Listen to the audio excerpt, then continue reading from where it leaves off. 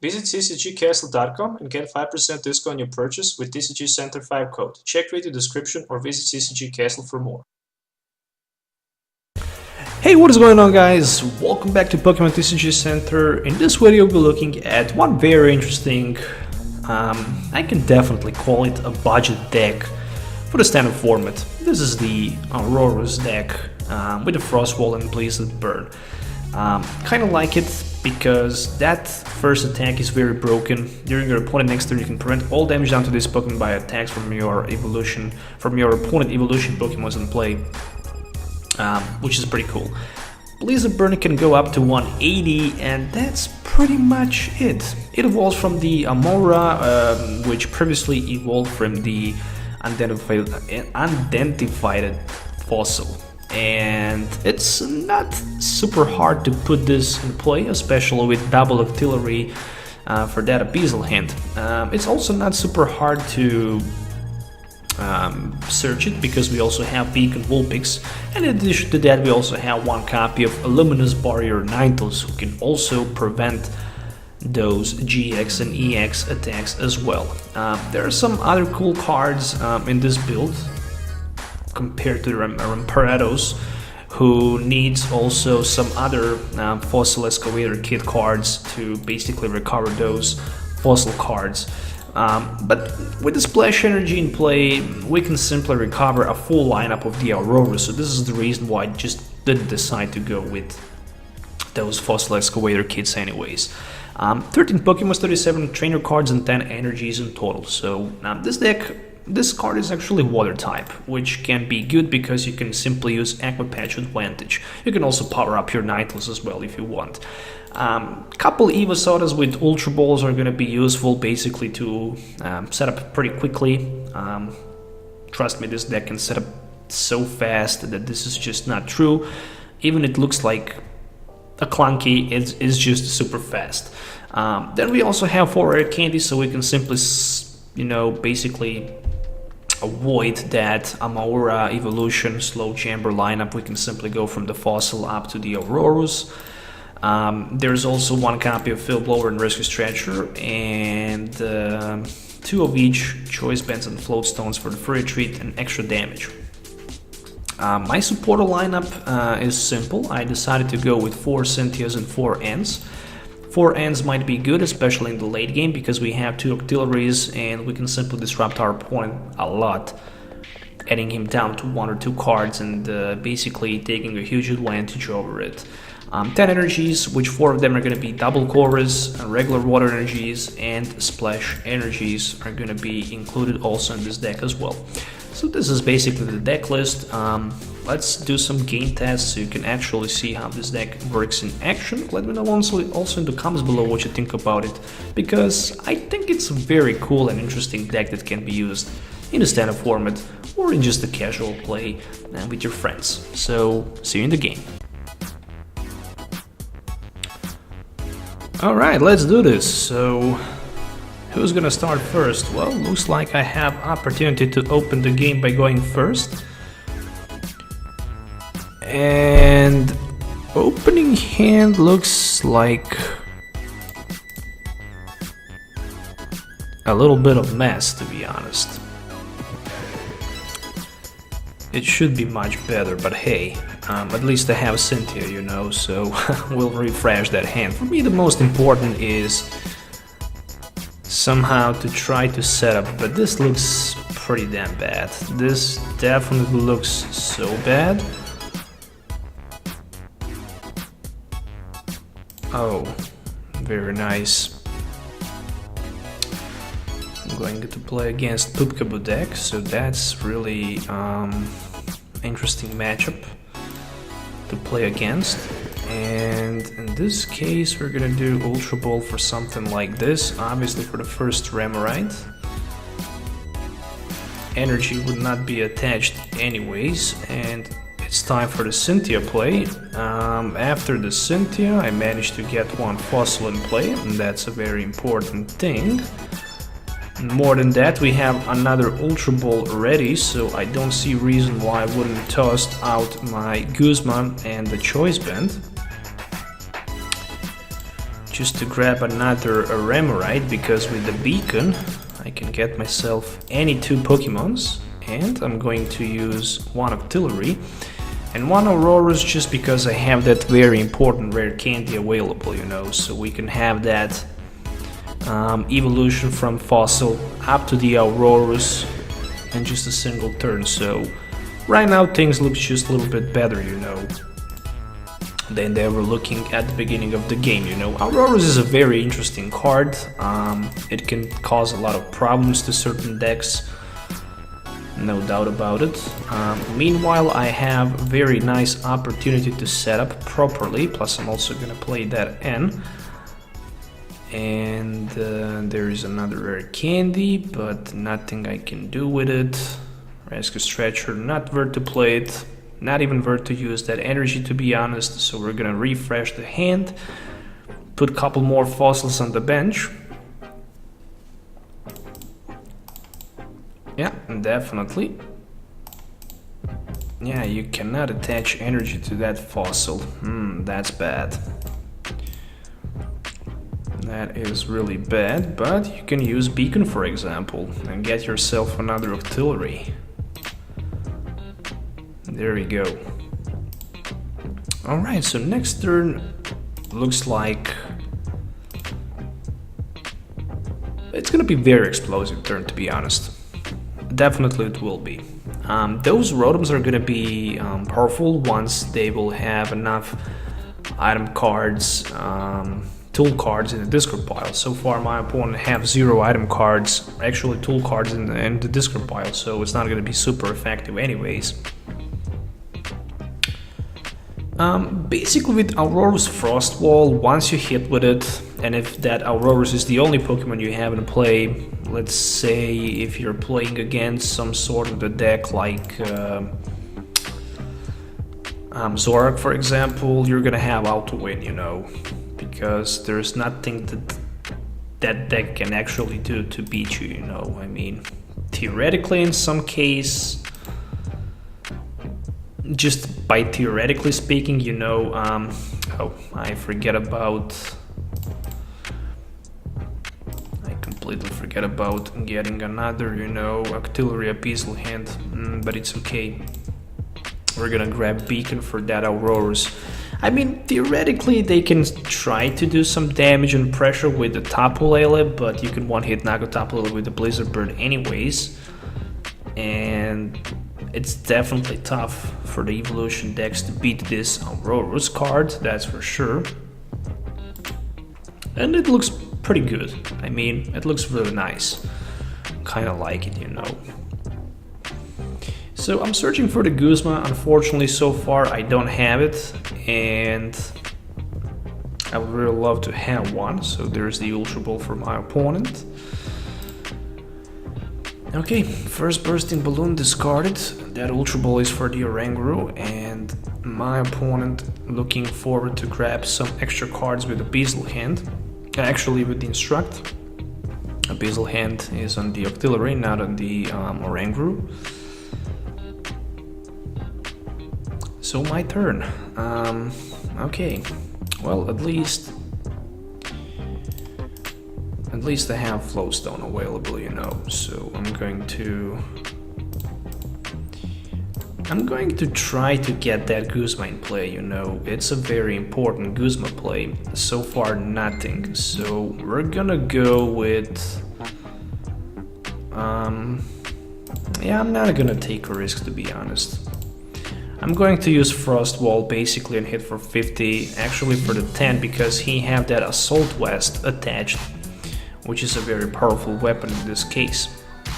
But the good thing is that my opponent cannot use advantage of his Gorgest on my active Aurorus, which is a very good thing, you know.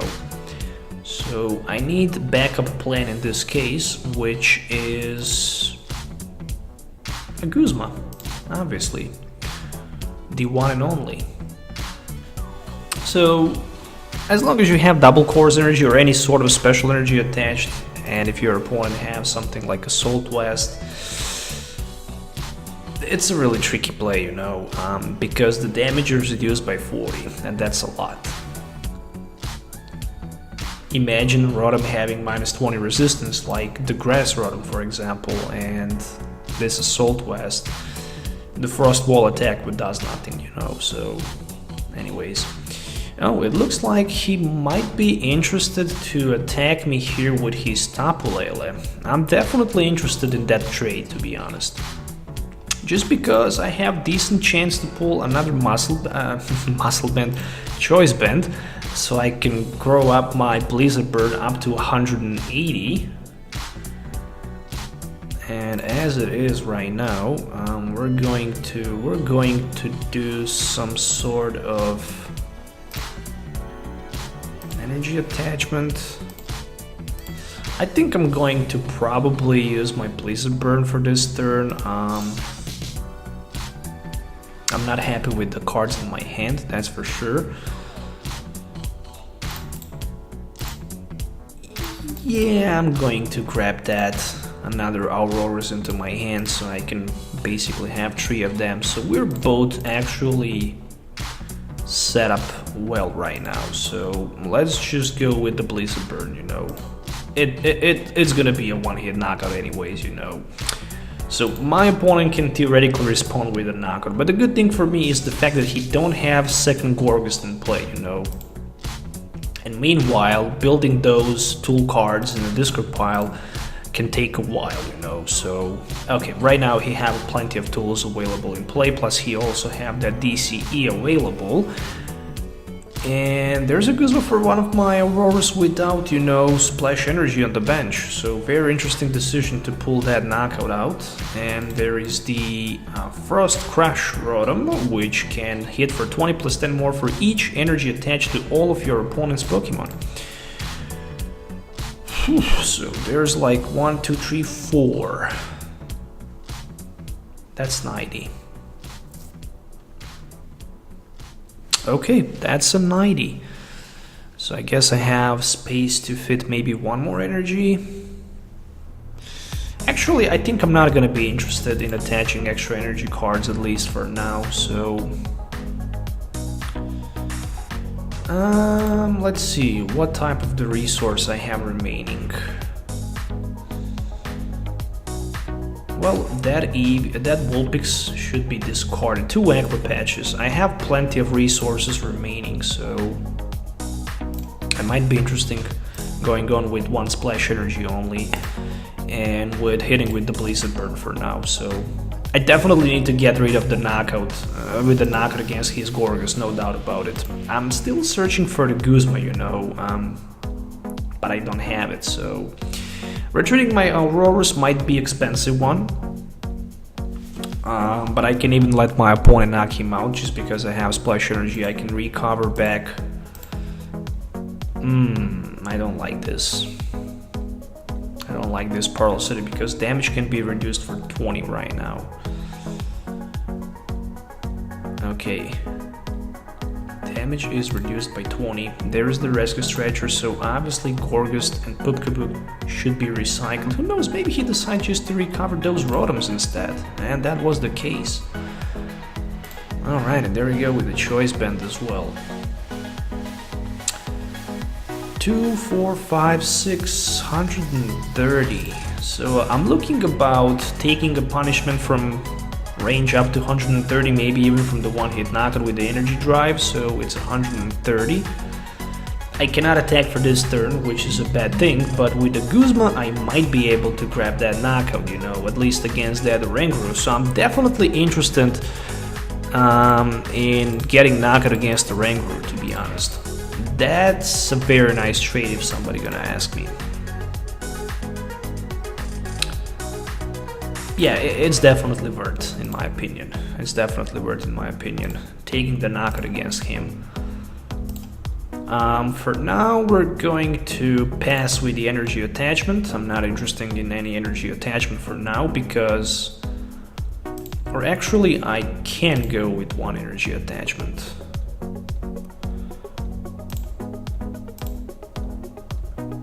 Blizzard Burn. For me, somehow it is important to prevent my opponent from taking advantage, driving some extra resources in the late game. So I have 2 Evosodas in my hand that I need to burn, because I'm running only 2 copies of Amaura, and I think that the second one is here, so it's not recallable anymore. And this bursting balloon might be tricky by a little bit. And there's a quick rescue stretcher for my opponent. My main target is obviously gonna be that Tapu Lele, but potentially I can even avoid taking a knockout against him just by simply knocking out those Rotoms. And there's a Sophocles, which is a very nice tech card for this build, and he decided to throw out those Gorgast, which means only one thing. I see 6, 7, okay, I see 9 tool cards in the discard pile, which means that he definitely wants to attack with the Rotoms. So for now we're gonna promote that Ninetales in play.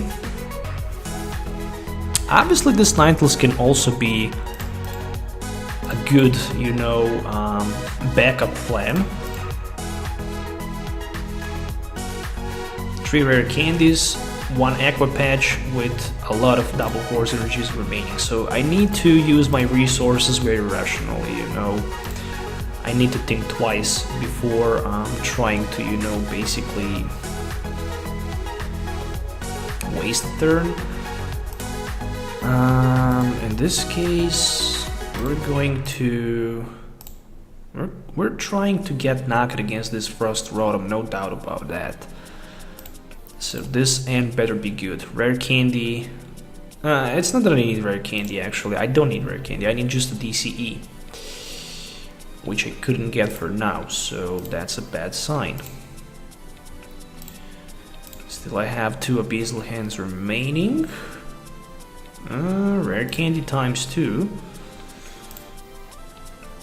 Yeah, we're going to... I don't want to discard my energies. Energy cards are very important. I still have like 2 Aqua Patches remaining, so that can work. Okay, another chance of Abyssal Hand pulling like maybe a couple more energies, maybe double course energy. Yeah, when you need it, you're not gonna get it. Unexpected thing happened right now. So with that being said, he can hit for 70, but he can also hit for 120, and I need to think fast right now, so I don't want to let my opponent to take price card.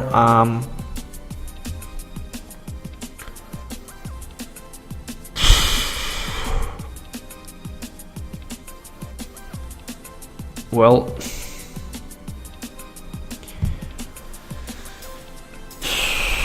I need to do something out. I'm not sure if I should just retreat. Nah, I'm just gonna pass without energy attachment. I don't remember if I have Guzma remaining. That's my biggest concern.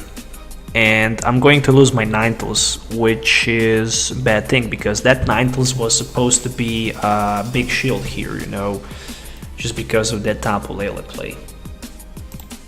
But for me, it's better somehow to lose Ninetales instead of that Unidentified Fossil anyways. And there we go with the N. N actually helps me in this case, because I still have N remaining, times 2, and I still have decent chance to pull what I need. And there's the Choice Band, so still even with the Choice Band, theoretically I can't knock out Tapu Lele, but in some sort of the play, if I hit Tapu Lele with the Choice Band and with the Blizzard Burn, I might be able just to Field Blow him out for the knockout. But remember, I'm doing 20 damage less, which is a very important thing, so I can't even do that without Stadium in play. Okay, this is the card that I would really love to have in this build, so I can recycle my Guzmas back. I took huge punishment of 120 damage, plus I also lost my second Float Stone. And the top deck double course energy was a very nice top deck. So interesting in taking some cards with the Abyssal Hand. I still have that end, so I can definitely use it. There's the Aqua Patch. that I'm not going to use yet, and that's gonna be a Blizzard Burn. Alright, 1, 2, 3, 4, 5. So there is... Ooh, nice, Guzma. Okay, that's a winning condition card right now. That's a literally winning condition card right now. I get... Ooh, double Course Energy. And 1 Energy Drive. Ooh, I didn't expect to see something like that. I definitely didn't expect to see something like that.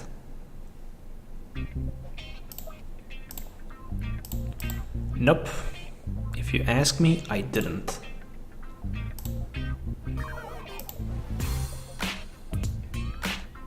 Yeah, it's definitely time for the Aqua Patch. What to do next? We're gonna bench Vulpix.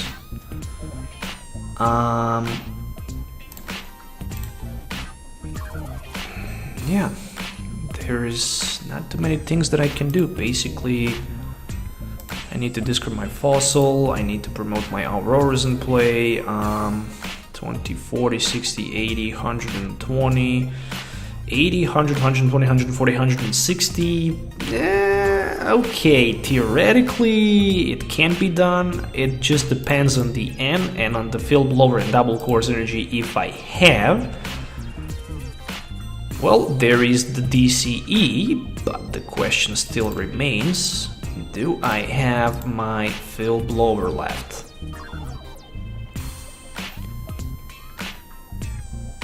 I don't know. The answer to that question is still... I don't know. Oh, but yeah, I completely forget about the Pearl City -20.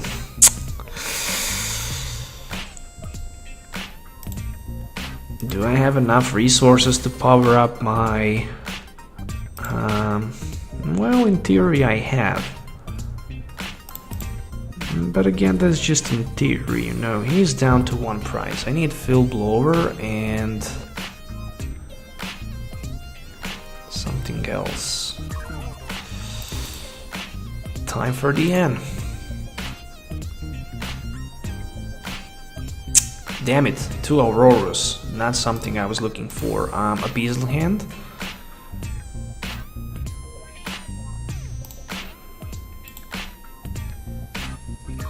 Your opponent active Pokemon is asleep. Ooh. But the problem is that I can't do that. Icy Snow can go up to 20, so... Energy Attachment, Aqua Patch play. Obviously that energy should go to Vulpix, and the Moment of Truth, the last 2 cards needs to be pulled with the Beazle Hand. Is there... it was surprised. Well, that was a very nice game, I should say.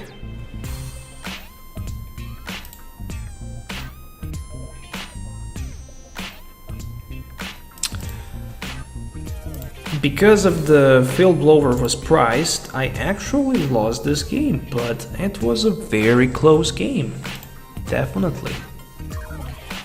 So Instruct for 2, he can't knock out my Aurorus, neither I can basically take 2 more prize cards. I basically end up this game by decking out myself, which is normal because I drop a lot of resources, I waste a lot of resources, and at the end that Pearl City actually defeat me.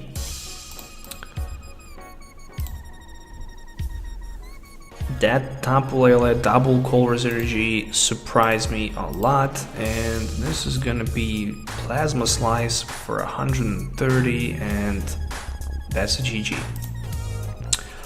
Overall, very nice game. Even if I didn't win, I'm still very happy with the deck performance, you know. We're gonna open this deck in a deck manager once again, so you can basically see that one Field Blower which I was not able to pull. But still, great game to watch. Thank you guys for watching. Make sure to consider subscribing to the channel for more videos. Let me know in the comments below what you think about it. Till the next time, have a nice day and goodbye.